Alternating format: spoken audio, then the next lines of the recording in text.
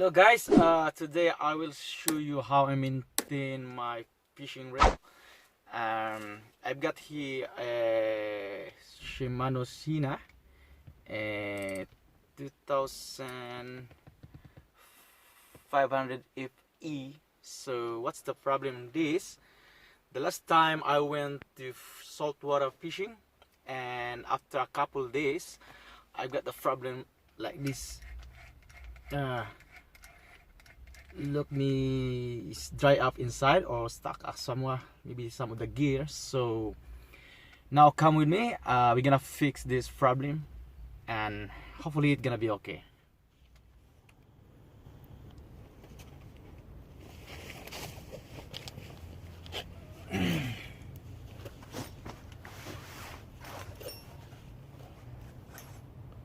Okay guys, now we start opening our fishing reel.